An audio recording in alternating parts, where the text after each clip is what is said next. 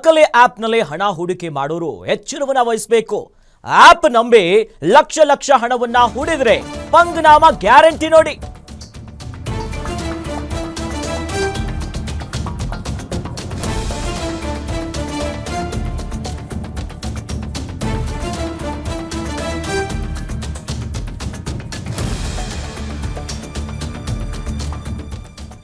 ನಕಲಿ ಆಪ್ನಲ್ಲಿ ಹಣವನ್ನ ಹೂಡಿಕೆ ಮಾಡಿ ಎಲ್ಲವನ್ನ ಕಳೆದುಕೊಂಡಿದ್ದಾರೆ ಉತ್ತರ ಕನ್ನಡದ ಜನ. ಎಂಎಂ ಈಕ್ವಿಟಿ ಮಾಸ್ಟರ್ ಮನಿ ಎಂಬ ಆಪ್ನಲ್ಲಿ ಹಣವನ್ನ ಹೂಡಿಕೆ ಮಾಡಿದ್ರು.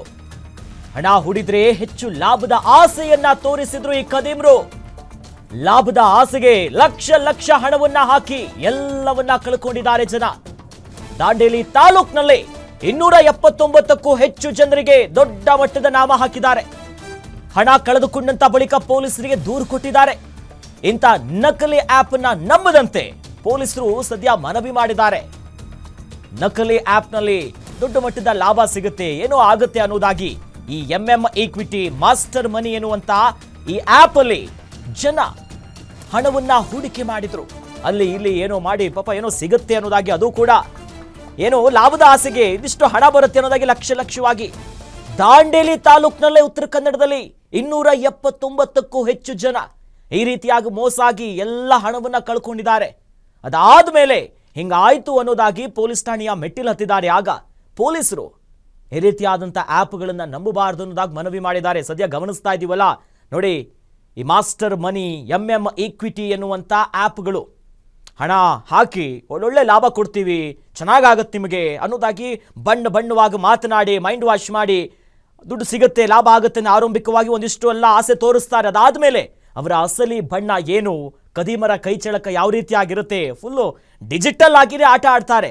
ಅದೇ ರೀತಿಯಾಗಿ ಉತ್ತರ ಕನ್ನಡದಲ್ಲೂ ಕೂಡ ಜನರಿಗೆ ಈ ರೀತಿಯಾಗಿ ಯಾಮಾರಿಸಿದ್ದಾರೆ. ಲಾಭ ಸಿಗುತ್ತೆ, ಒಂದಿಷ್ಟು ಆಸೆ ಸಾಮಾನ್ಯವಾಗಿರುತ್ತೆ, ಹಣ ಸಿಗುತ್ತೆ ಅಂದಾಗ ಸರಿ ಮಾಡ್ಬಿಡೋಣ ಅಂತ ಜನ ಹೋಗ್ತಾರೆ. ಅದೇ ರೀತಿಯಾಗಿ ಆಗಿರೋದಿಲ್ಲ ಉತ್ತರ ಕನ್ನಡದಲ್ಲಿ ಹಿಂಗಾಗಿರೋದು. ಅದರಲ್ಲೂ ಕೂಡ ದಾಂಡೇಲಿಯಲ್ಲೇ 279ಕ್ಕೂ ಹೆಚ್ಚು ಜನರಿಗೆ ಈ ರೀತಿಯಾಗಿ ಮೋಸ ಆಗಿದೆ. ಆ ನಿಟ್ಟಿನಲ್ಲಿ ಸದ್ಯ ಎಲ್ಲವನ್ನ ಕಳೆದುಕೊಂಡು ದೇವರೇ ಏನು ಮಾಡೋದು ಅನ್ನೋದಾಗ ಗೊತ್ತಾಗ್ದೇನೆ ದಿಕ್ಕು ತೋಚದೆ ಜನ ಕಳೆದುಕೊಂಡಿದ್ದಾರೆ, ನೂರಾರು ಜನ.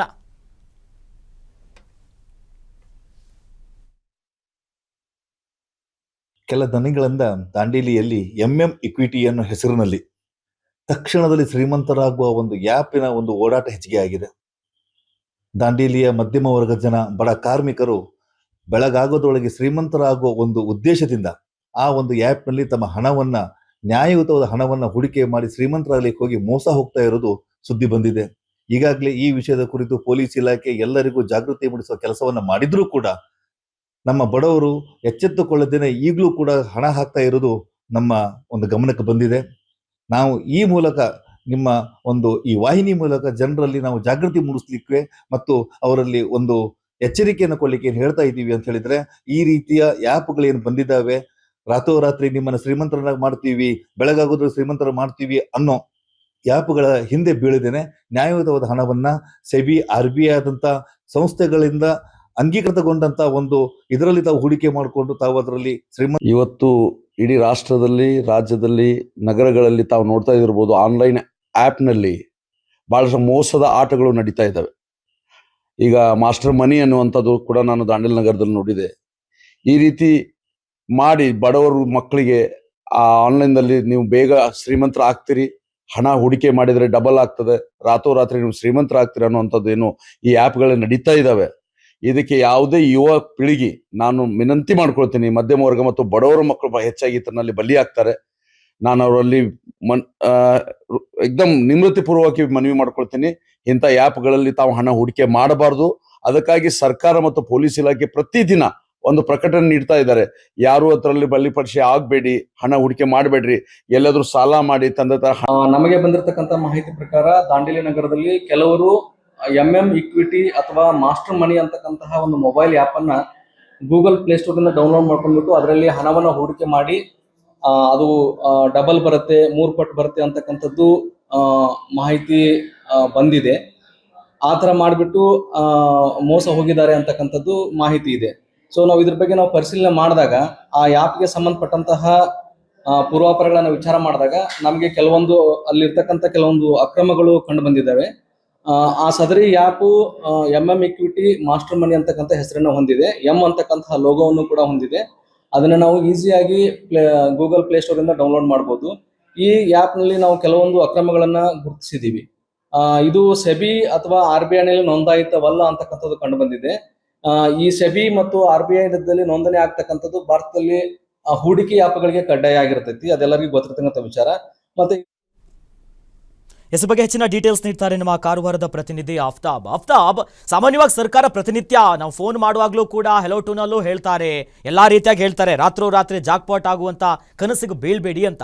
ಜೊತೆಲಿ ಉತ್ತರ ಕನ್ನಡ ಭಾಗದಲ್ಲಿ ಈ ಆ್ಯಪ್ಗಳನ್ನ ಅವರಿಗೆ ಯಾರು ಪರಿಚಯ ಮಾಡ್ತಾರೆ, ಜನರಿಗೆ ಹೇಗೆ ಗೊತ್ತಾಗುತ್ತೆ ಈ ರೀತಿ ಹಣ ಹಾಕಿದ್ರೆ ಡಬಲ್ ಆಗುತ್ತೆ ಅನ್ನೋ ನಿಟ್ಟಿನಲ್ಲಿ, ಅದಾದ ಮೇಲೆ ಯಾವ ರೀತಿಯಾಗಿ ಹೂಡಿಕೆ ಮಾಡ್ತಿದ್ರು, ಅದಾದ್ಮೇಲೆ ಅವ್ರಿಗೆ ಯಾವ ರೀತಿಯಾಗಿ ಗೊತ್ತಾಗುತ್ತೆ ಈ ರೀತಿಯಾಗಿ ಮೋಸ ಆಯ್ತು ಅನ್ನೋದು, ಸದ್ಯ ಅಲ್ಲಿನ ಹಣ ಕಳ್ಕೊಂಡಿರುವಂತ ಜನರು ಏನು ಹೇಳ್ತಿದ್ದಾರೆ ಆಫ್ತಾಬ್? ಅಖಿಲೇಶ್, ಈ ಆಪ್ ಬಗ್ಗೆ ಡಿಟೇಲ್ ಆಗಿ ಹೇಳಿಕಂದ್ರೆ ಇಂಥ ಆಪ್ಸ್ ಎಲ್ಲ ಈಗ ಸದ್ಯ ಪ್ಲೇ ಸ್ಟೋರ್ ಅಲ್ಲಿ ಕೂಡ ಅವೈಲೇಬಲ್ಸ್ ಆಗಿದೆ. ಇದು ಫಸ್ಟ್ಲಿ ಯಾರಾದ್ರೂ ಒಬ್ರು ಪ್ರಯತ್ನ ಮಾಡ್ತಾರೆ, ಆ ಆಪ್ ಅಲ್ಲಿ ಕೆಲವೊಮ್ಮೆ ಅವರಿಗೆ ಲಾಭ ಕೂಡ ಆಗುತ್ತೆ.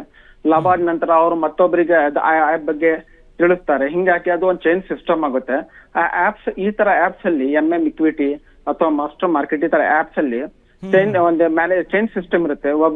ಒನ್ ಪರ್ಸನ್ 2 to 3% ಇದು ಮಾಡ್ತಾನೆ, ಚೂಸ್ ಮಾಡ್ತಾನೆ. ಆ ತರ ಆಗಿ ಫಸ್ಟ್ಲಿ ಅವರಿಗೆಲ್ಲ ಲಾಭ ಆಗ್ಲಿಕ್ಕೆ ಶುರು ಆಗುತ್ತೆ. ಅಲ್ಲಿ ಒಂದು ಬೇರೆ ಬೇರೆ ತರ ಪ್ರಾಡಕ್ಟ್ಸ್ ಕೂಡ ಇರುತ್ತೆ ಈ ಆಪ್ಸ್ ಅಲ್ಲಿ.